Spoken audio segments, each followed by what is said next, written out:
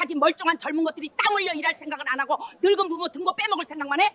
니들 빚 니들이 값이야. 파산을 하든 막노동을 하든 알아서 해라. 여러분, 무자식이 상팔자라는 옛말 한 번쯤 들어보셨죠? 저는 그 말을 들을 때마다 에이, 그래도 늙으면 자식밖에 없지 하고 웃어넘기곤 했습니다. 제 이름은 이영자, 올해 65입니다. 서울 마포구의 낡은 아파트 한 채, 그리고 35된 번듯한 아들 하나. 남들은 저보고 노후 준비 끝났다고 부러워들 합니다. 하지만 제가 정말 행복했는지 지금부터 들려드릴 이야기를 한번 들어보시겠습니까? 어머니, 저희 왔어요. 아, 냄새 오늘 메뉴는 김치찜이에요? 현관문이 열리며 며느리 지은이의 하이톤 목소리가 들려옵니다. 뒤따라 들어오는 아들 민수는 손에 달랑 휴지한 롤을 들고 있네요. 한 달 만에 방문인데 말이죠. 그래, 어서 와라. 민수가 이거 좋아하잖니. 얼른 손 씻고 와. 밥 다 됐다. 저는 땀을 뻘뻘 흘리며 푹 익은 묵은지를 찢어 밥상에 올렸습니다. 아들 입에 밥 들어가는 것만 봐도 배부르다는 말, 저한테는 진리였거든요. 민수는 허겁지겁 밥을 2공기나 비웠고 며느리는 깨작깨작 젓가락질을 하며 집안을 훑어보기 바빴습니다. 어머님, 이 아파트 진짜 많이 낡긴 했다.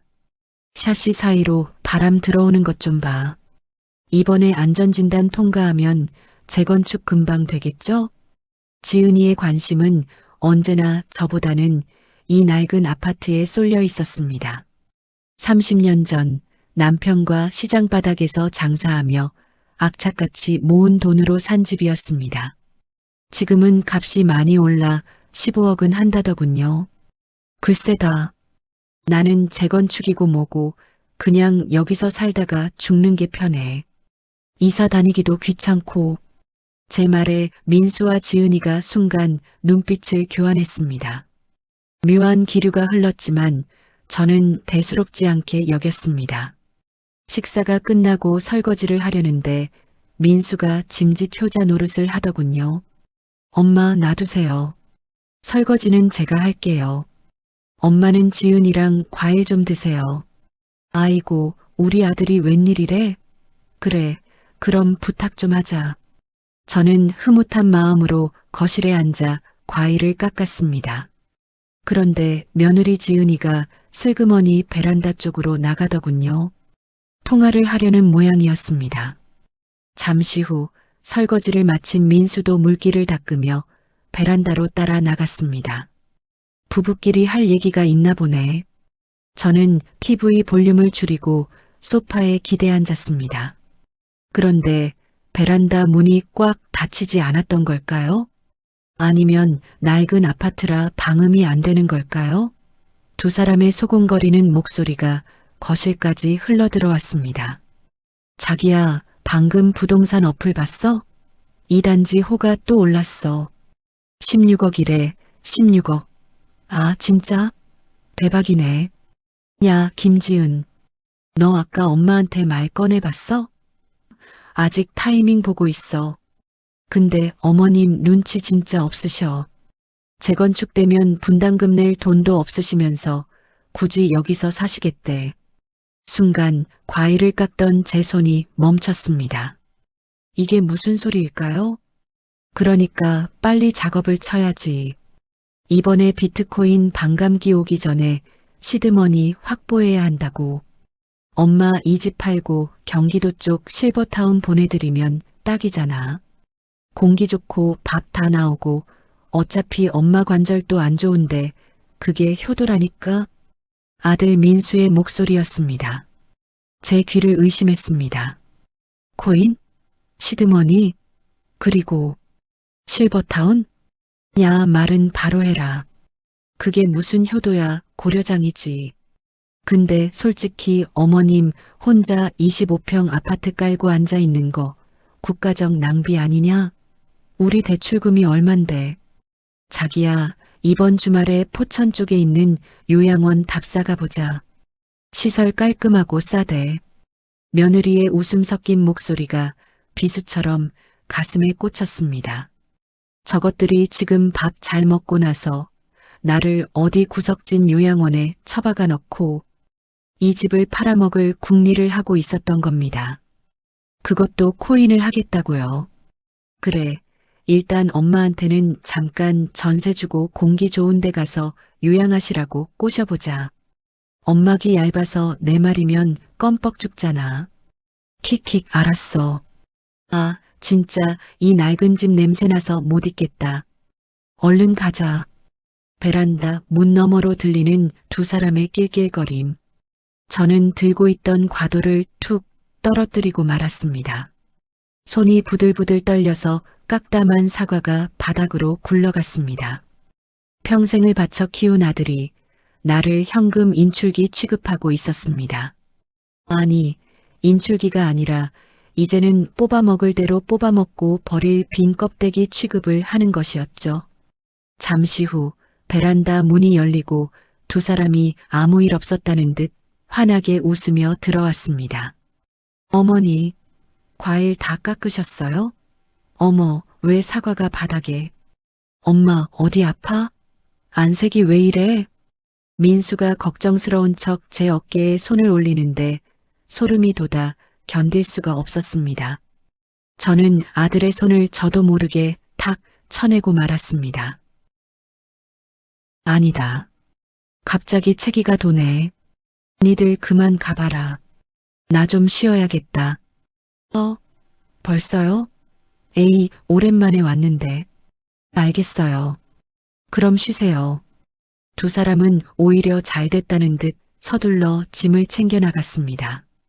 현관문이 닫히는 소리가 텅 빈 집안에 천둥처럼 울려 퍼졌습니다. 저는 멍하니 식탁에 앉아 남은 김치찜을 바라보았습니다. 아들이 좋아한다고 돼지고기 목살을 듬뿍 넣은 그 김치찜이 오늘따라 왜 이렇게 역겹게 느껴질까요? 벽에 걸린 가족사진 속의 아들은 해맑게 웃고 있는데 현실의 아들은 내 등 뒤에 칼을 꽂을 준비를 하고 있었습니다. 눈물이 핑 돌았지만 저는 이를 악물었습니다. 그래, 니들이 내 집을 팔아서 코인을 하겠다고? 나를 냄새나는 요양원에 보내? 저는 주머니에서 휴대폰을 꺼냈습니다. 그리고 저장된 번호 하나를 눌렀습니다. 여보세요? 거기 며칠 전에 명함 주고 간 대박 부동산이죠? 네, 접니다. 백이동 할머니. 그 집 금매로 내놓으면 얼마나 빨리 팔 수 있어요? 착한 어머니 이영자는 오늘부로 죽었습니다. 이제부터 자식보다 내 돈을 더 사랑하기로 결심한 진짜 집주인의 반란이 시작됩니다. 여러분, 전쟁에서 이기는 가장 확실한 방법이 뭔지 아십니까? 바로 저기 내 침실에 들어왔을 때 내가 자고 있는 척하는 겁니다. 깨어 있다는 걸 들키는 순간 진짜 싸움이 시작되니까요. 저는 지금 제 배 아파 낳은 아들이라는 적을 상대로 생애 가장 완벽한 연기를 준비하고 있습니다. 사장님, 시세보다 1억 싸게 내놓을게요. 대신 조건이 있어요. 무조건 현금 박치기, 그리고 이번 달 안으로 잔금까지 싹 다 치르는 걸로요. 부동산 중개인 김 사장의 눈이 휘둥그레졌습니다. 마포 한복판, 재건축 안전진단까지 통과한 알짜배기 25평 아파트입니다. 호가가 15억을 웃도는데 1억이나 깎아준다니요. 아니 할머니, 급한 돈 필요하세요? 사채 쓰신 건 아니죠? 아드님은 아세요? 김 사장이 걱정스런 눈빛으로 묻더군요. 저는 담담하게 거짓말을 했습니다. 아들이 사업 때문에 급전이 좀 필요하다네. 내가 해줄 수 있는 게 이것밖에 더 있나? 그리고 사장님, 이거 우리 아들한테는 비밀로 해줘요. 자존심 센 놈이라 엄마가 집 팔아 도와준 거 알면 난리나. 거짓말은 참 쉽더군요. 자식을 위한다는 핑계를 대니 김 사장은 의심은커녕 역시 어머니. 사랑은 못 당한다며 혀를 내둘렀습니다. 효자 코스프레를 하는 아들놈이나 자식 핑계로 집을 파는 저나 남들 눈에는 그저 애틋한 모자지간으로 보이겠죠. 매물은 내놓자마자 불티나게 연락이 왔습니다. 당연하죠. 1억이나 싼 급매물인데요. 3일 만에 계약자가 나타났습니다. 지방에서 올라온 젊은 신혼부부였는데 부모님 도움 없이 둘이서 악착같이 모은 돈이라며 계약금 1억 5천만 원을 그 자리에서 이체했습니다. 통장에 찍힌 1억 5천만이라는 숫자. 30년 전 남편과 리어카를 끌며 콩나물값 500원을 아끼려고 벌벌 떨던 그 세월이 고작 숫자 몇 개로 바뀌어 들어왔습니다. 허무했습니다. 하지만 감상에 젖을 시간은 없었습니다. 계약을 마치고 집에 돌아오니 아들 민수에게서 전화가 왔습니다. 엄마, 집에 계시죠? 지은이가 엄마 관절에 좋다는 영양제 사왔는데 지금 들를게요. 평소엔 명절에도 오기 싫어하던 놈이 며칠 새 문턱이 닳도록 드나듭니다. 목적은 뻔하죠. 제 기분을 맞춰주며 요양원 얘기를 꺼내거나 집 문서를 확보하려는 수작일 겁니다. 저는 급히 부동산 계약서와 통장을 안방 장롱 깊숙한 곳 남편의 낡은 겨울 코트 주머니 속에 숨겼습니다. 그리고 아무 일 없었다는 듯 TV를 켰죠. 어머니, 저희 왔어요. 현관문이 열리고 며느리 지은이가 화사하게 웃으며 들어왔습니다. 손에는 백화점 쇼핑백이 들려 있었죠. 어머니, 이거 관절에 진짜 좋은 거래요. 비싼 거니까 꼬박꼬박 챙겨 드세요. 비싼 영양제라. 고맙다는 말 대신 쓴웃음이 나오려는 걸 꾹 참았습니다. 저 약을 먹고 튼튼해져서 자기들이 보낼 요양원에서 오래오래 살라는 뜻일까요? 민수는 거실을 두리번거리더니 넌지시 본론을 꺼냈습니다. 엄마, 근데 요즘 세상이 흉흉하잖아요. 보이스피싱이다 뭐다 해서 노인분들 집 문서 사기당하는 경우도 많대요. 엄마도 깜빡깜빡 하시는데 집 등기권리증이랑 인감도장 제가 좀 보관하고 있으면 안 될까요? 나중에 재건축 조합 설립되면 복잡해지니까 미리 정리도 좀 하고요. 올 것이 왔습니다. 나를 치매 노인 취급하며 재산권부터 뺏어가려는 속셈. 예전 같았으면 우리 아들이 엄마 챙겨주네 하며 덥석 내줬을지도 모릅니다. 하지만 지금 제 눈에는 아들의 탐욕스런 눈빛만 보였습니다. 저는 짐짓 당황한 척 연기했습니다. 아이고, 일을 어쩌냐. 내가 저번에 장롱 정리하다가 그걸 어디다 뒀는지 도통 기억이 안 나네. 안 그래도 찾고 있었는데. 네, 그걸 잃어버리셨다고요? 지은이의 목소리가 톤이 확 올라갔습니다. 민수의 표정도 순식간에 굳어졌죠. 아니, 엄마, 그 중요한 걸 잃어버리면 어떡해. 잘 좀 찾아봐요, 지금 당장. 아들이 소리를 꽥 지르더군요. 효자의 가면이 벗겨지는 건 순식간이었습니다. 저는 눈을 동그랗게 뜨고 그들을 쳐다봤습니다. 아유, 찾겠지. 집안에 있겠지. 설마 발이 달려서 도망갔겠냐. 내가 내일 찬찬히 다시 찾아볼게. 밥이나 먹자. 아들과 며느리는 밥이 코로 들어가는지 입으로 들어가는지 모르는 표정으로 앉아 있었습니다. 안절부절 못하며 베란다와 안방을 힐끔거리는 꼴이라니. 마음 같아선 당장 쫓아내고 싶었지만 아직은 때가 아니었습니다. 잔금을 치르고 완벽하게 사라지기 전까지는 그들을 안심시켜야 했으니까요. 일주일 후 잔금일이 다가왔습니다. 이삿짐 센터도 부르지 않았습니다. 트럭이 오면 동네방네 소문이 날 테니까요. 저는 지난 30년간의 살림살이를 정리하기 시작했습니다. 남편과 함께 덮던 목화솜 이불, 아들이 초등학교 때 받아온 상장, 며느리가 처음 인사 올 때 사왔던 과일 바구니, 리본. 하나하나 쓰다듬으며 종량제 쓰레기 봉투에 담았습니다. 가슴이 찢어지는 것 같았습니다. 이 물건들이 쓰레기가 아니라 내 지난 인생이 쓰레기통으로 들어가는 것만 같아서요. 하지만 이것들을 들고 갈 수는 없었습니다. 새 인생에는 낡은 기억이 필요 없으니까요. 옷가지 몇 벌과 남편의 영정사진, 그리고 통장. 딱 그것만 챙겨서 캐리어 하나에 담았습니다. 마지막으로 텅 빈 집을 둘러보았습니다. 벽지에 남아있는 손때, 장판에 긁힌 자국. 이곳에서 울고 웃으며 아들을 키워냈습니다. 영감, 나갈게. 당신이 지켜준 이 집, 내 목숨값으로 바꿨어. 나 이제 내 멋대로 한번 살아볼게. 현관을 나서며 저는 미리 바꿔둔 도어락 비밀번호를 한 번 더 확인했습니다. 그리고 부동산으로 향해 매수인을 만났습니다. 잔금 13억 5천만 원, 입금 확인되었습니다. 휴대폰 진동이 징마이너스하고 길게 울렸습니다. 제 인생의 무게가 통장의 숫자로 치환되는 순간이었습니다. 이제 이 집은 제 것이 아닙니다. 그리고 저는 더 이상 호구 같은 민수 엄마가 아닙니다. 저는 미리 봐둔 서울 외곽의 조용한 오피스텔로 향하는 택시를 잡았습니다. 택시 기사님이 백미러로 저를 힐끔 보며 묻더군요. 손님, 어디 여행 가시나 봐요? 표정이 아주 홀가분해 보이십니다. 그려. 네, 여행 갑니다. 아주 긴 여행이요. 택시가 출발하고 30분 뒤 제 휴대폰이 울렸습니다. 아들 민수였습니다.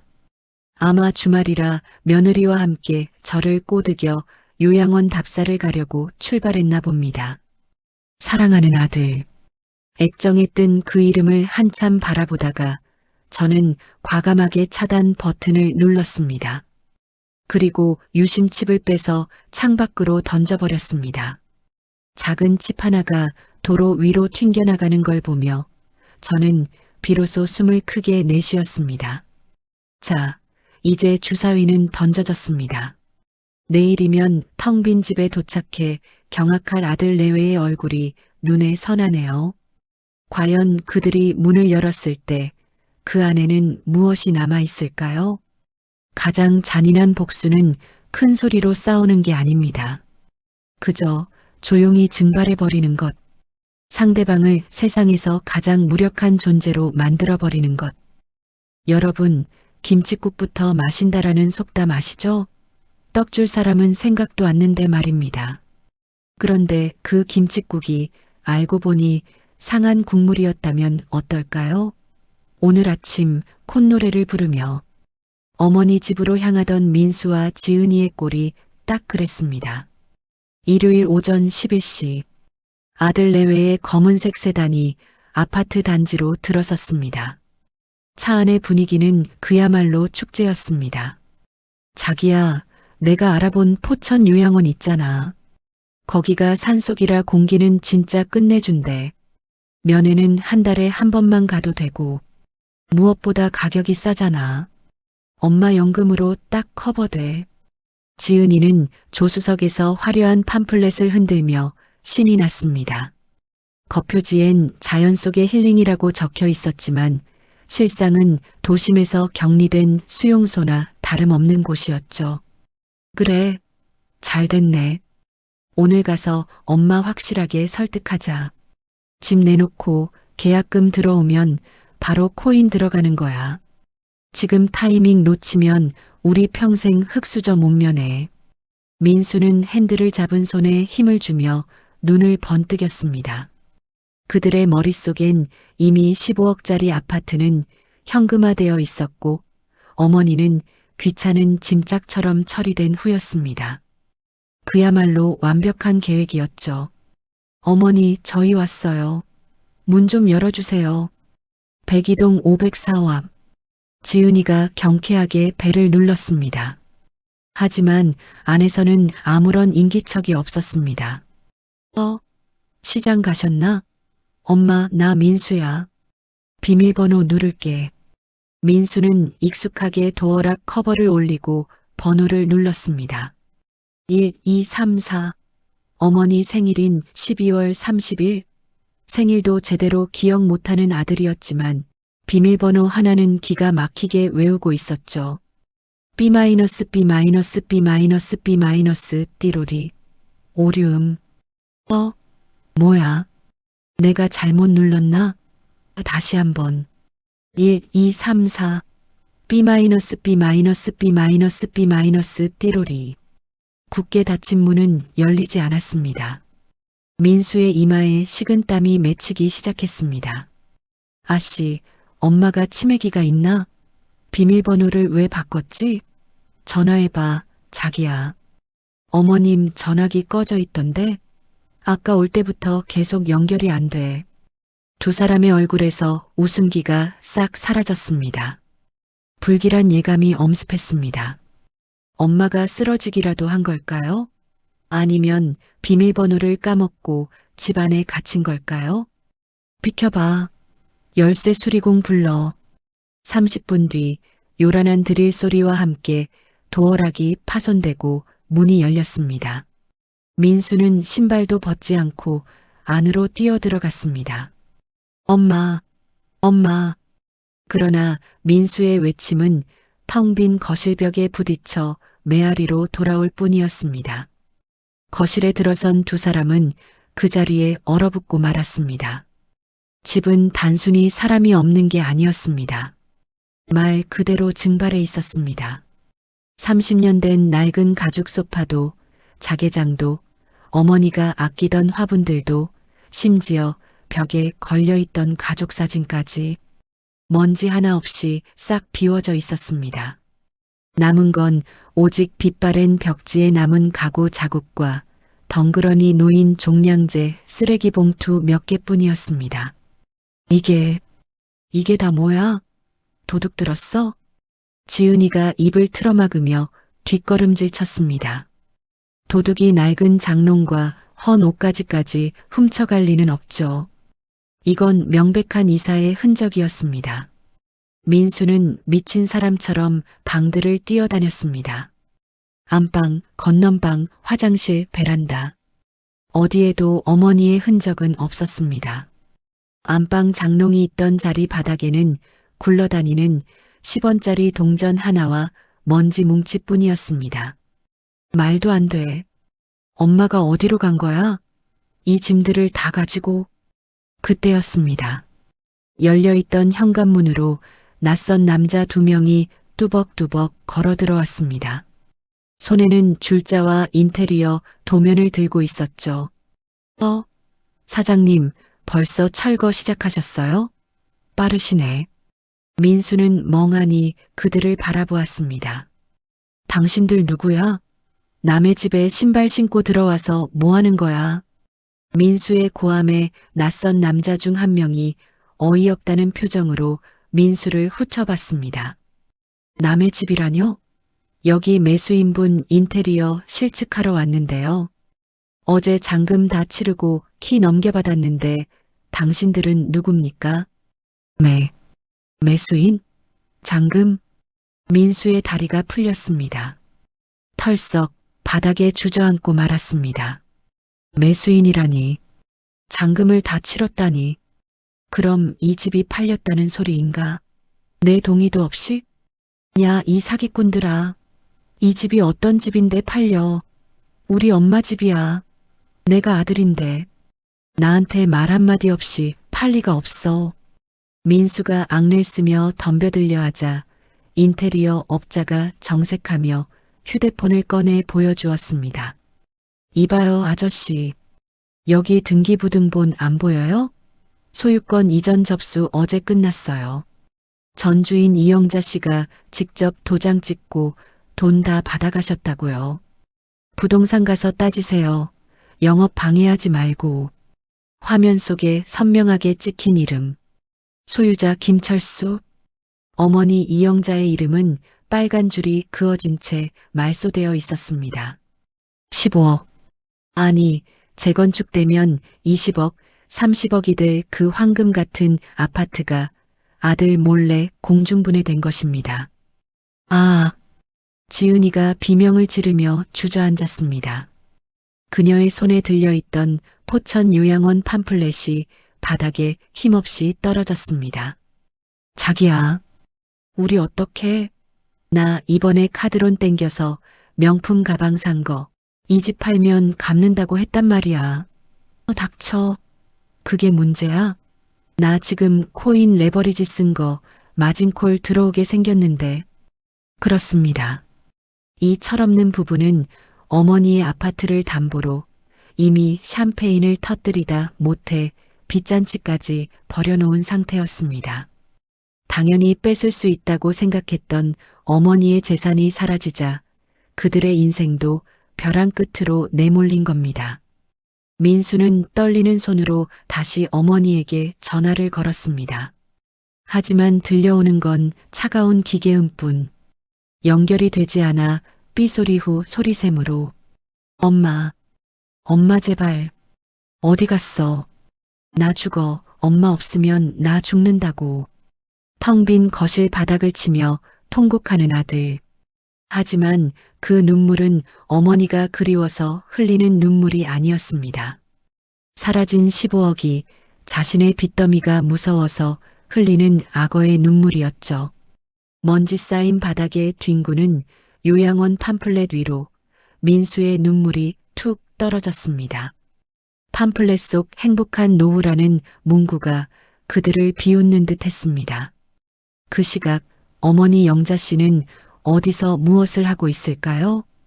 그리고 이제 벼랑 끝에 몰린 이 호로 자식들은 어머니를 찾기 위해 무슨 짓을 저지를까요?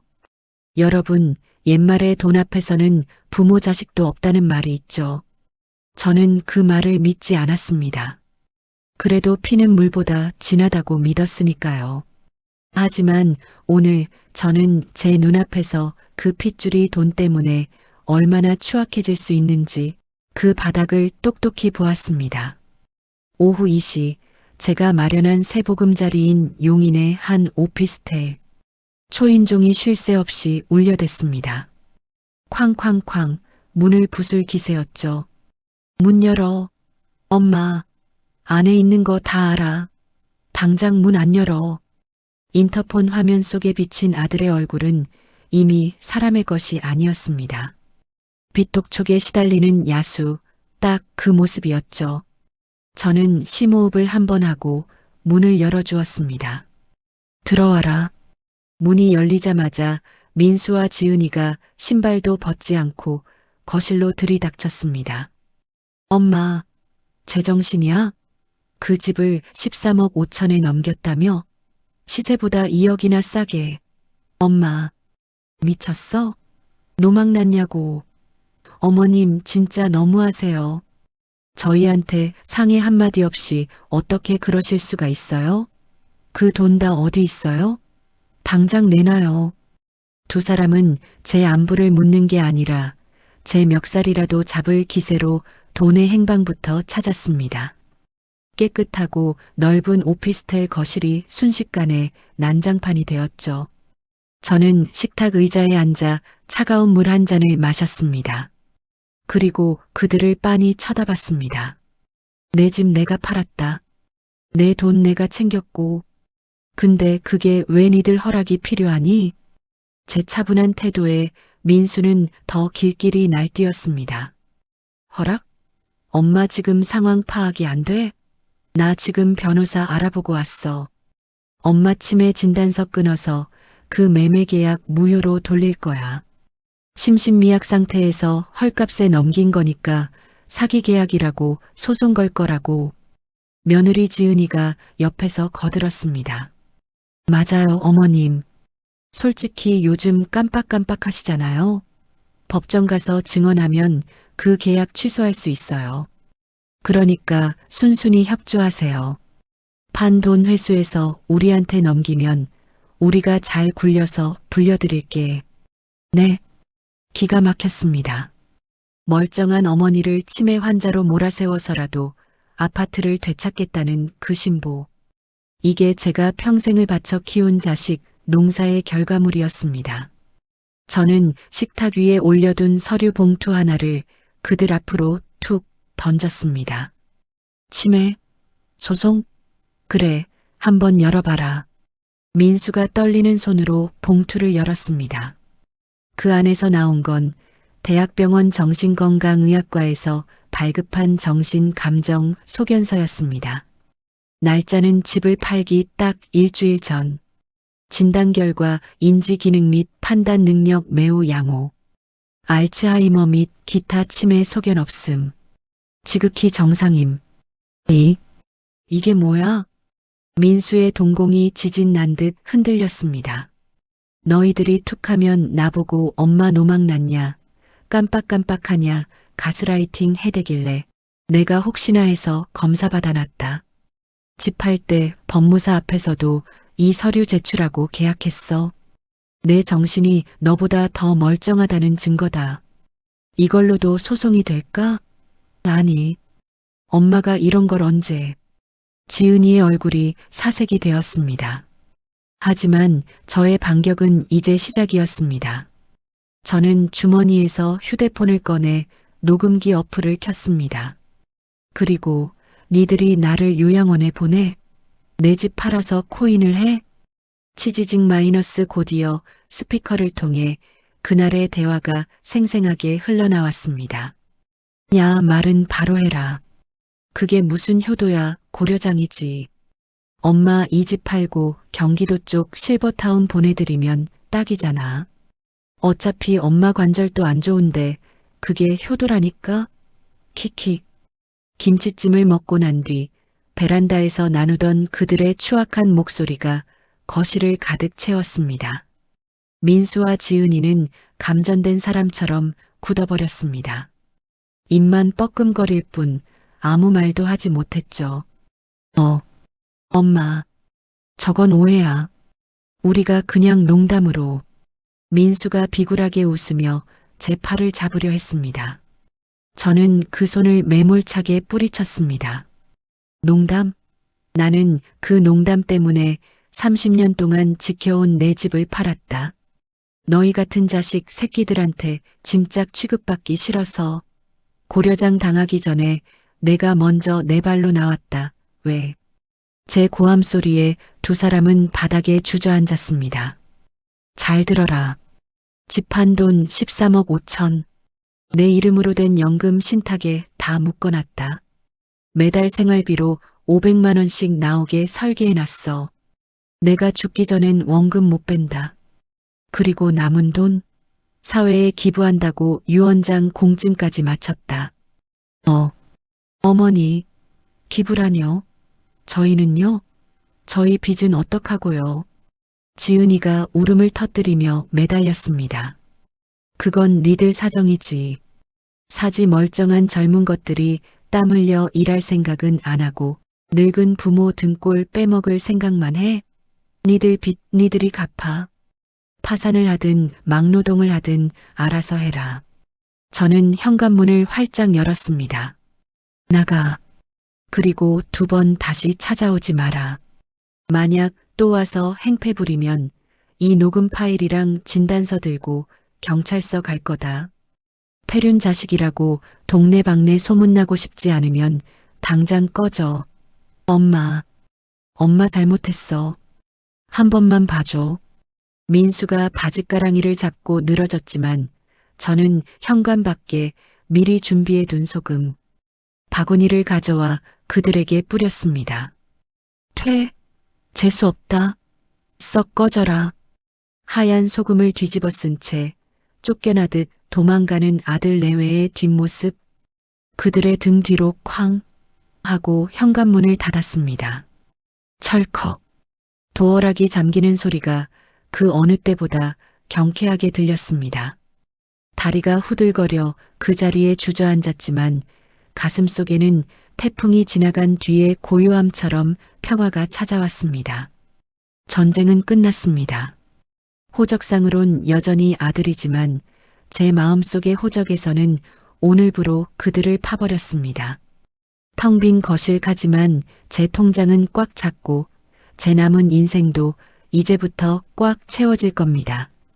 이제 진짜 이영자의 삶을 시작할 시간입니다. 여러분, 화양연화라는 말 들어보셨습니까? 인생에서 가장 아름답고 행복한 순간을 뜻한다고 하죠. 저는 65이 되어서야 그 꽃 같은 시절을 맞이했습니다. 남편 그늘에서 30년, 자식 뒷바라지로 30년, 도합 60년을 누군가의 아내이자 엄마로만 살았던 제가 이제야 온전히 이영자라는 이름으로 피어났으니까요.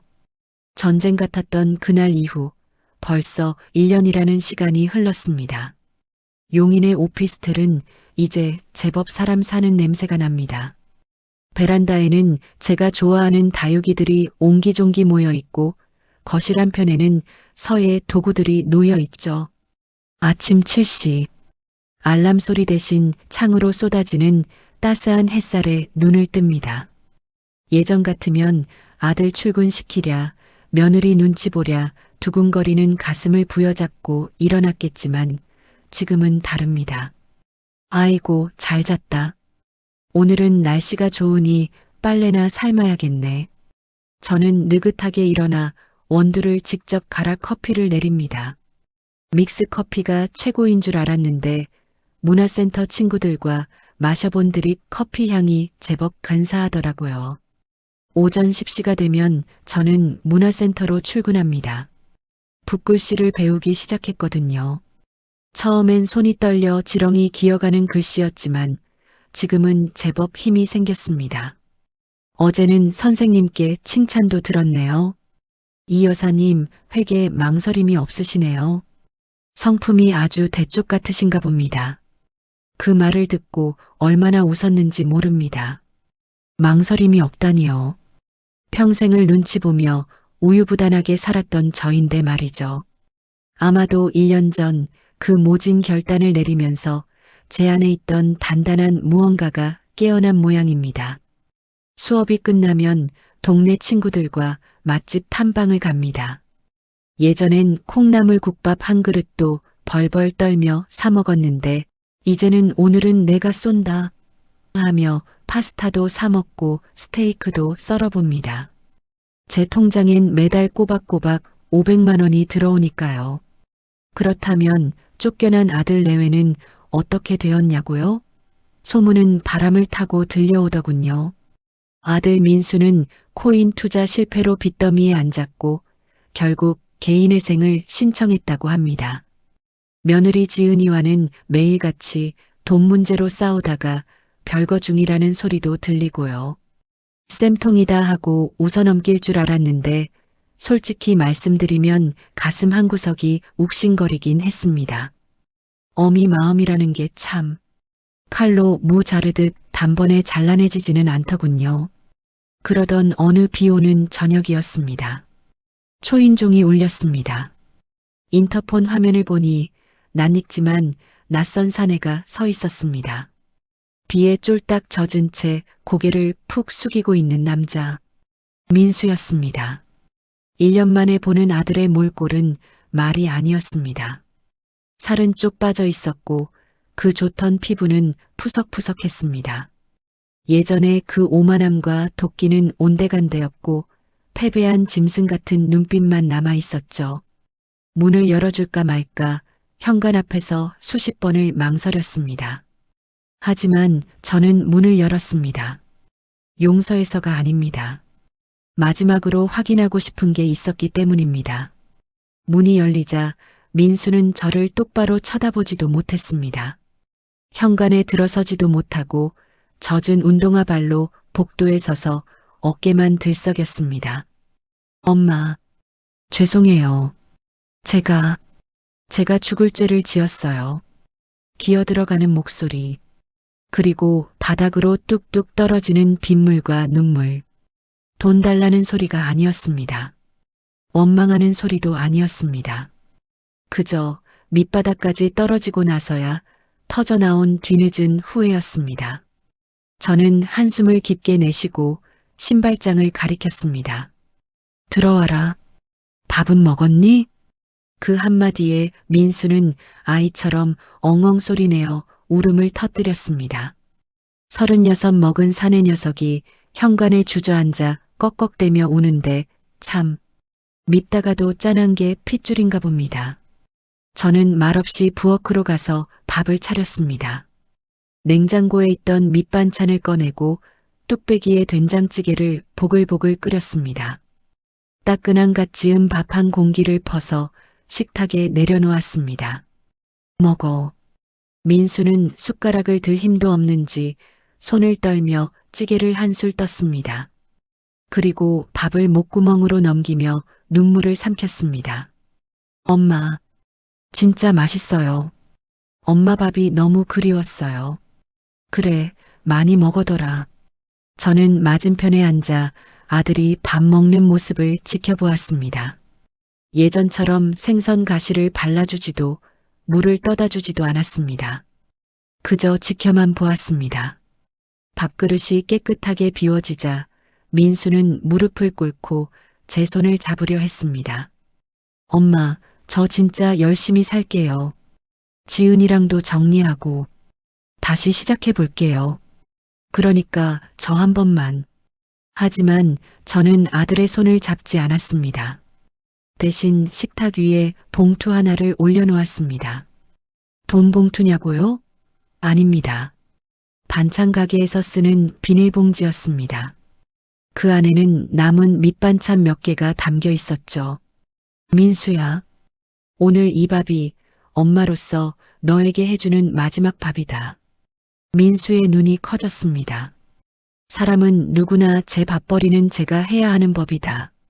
나는 널 키우느라 내 밥그릇도 챙기지 못했어. 이제야 겨우 내 밥을 찾아 먹고 산다. 너도 이제 내 밥그릇은 내가 챙겨라.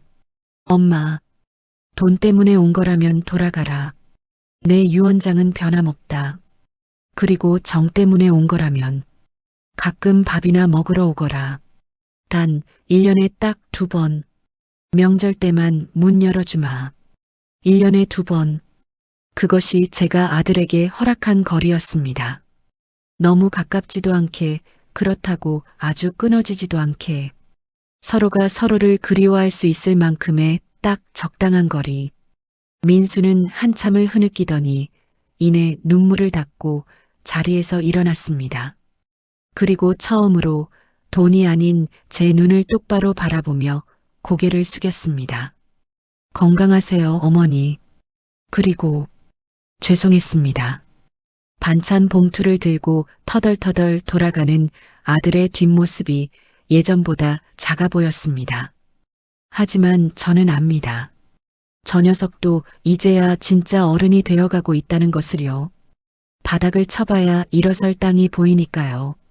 아들을 보내고 베란다 창가에 섰습니다. 비가 그치고 먹구름 사이로 환한 달이 떠오르고 있었습니다.